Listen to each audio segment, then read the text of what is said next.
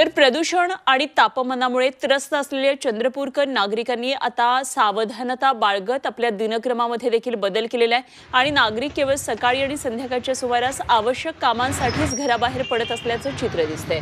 तर शहरामध्ये कामानिमित्तानं येणारे नागरिक सध्या प्रवास टाळत असल्याचं दिसून आलंय। तर नागरिकांनी याच विषयावर बोलताना आपल्या भावना व्यक्त केल्या, पाहूया। चंद्रपूरकर आहेत, आपण त्यांच्याशी चर्चा करूया। तुमच्या दिनक्रमात कसा काय बदल झाला आहे? दिवसा सकाळपासून आजकाल चंद्रपुरामध्ये जास्त ऊन होते, त्याच्यामुळे आम्ही थोडंसं लवकर दुकान उघडायला लागलो आहे। दुपारी एकही कस्टमर राहत नाही और संध्याकाळी जास्त वेळ बसतो आता दुकानात। निश्चितपणे आपण बघितलं की दिनक्रमामध्ये बदल झाला आहे। काय काय वाटतं, काय झालेलं आहे चंद्रपुरात?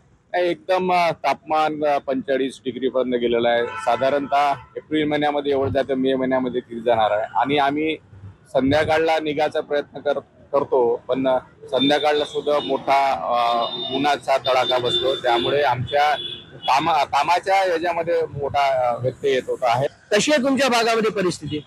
खूपच भयावह आहे।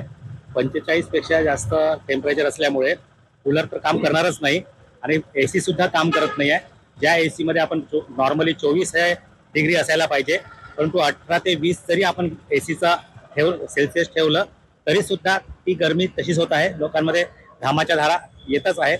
कार्यालयामध्ये लोक काम करू शकत नाहीये। रस्त्यावर तर भकासपणा आलेला आहे। पूर्ण म्हणजे काय म्हणजे निर्जीव वातावरण निर्माण झालेलं आहे अशा ठिकाणी। तर अशा प्रकारची परिस्थिती फारच भयावह आहे चंद्रपूर स्थिती आहे। चंद्रपूरकर हे 46 डिग्री तापमानाकडे जात असताना हैराण आहेत आणि आपापल्या पद्धतीने काळजी घेत आहेत, चिंता पण व्यक्त करत आहेत। Ashish Ambade, Zee Media, Chandrapur.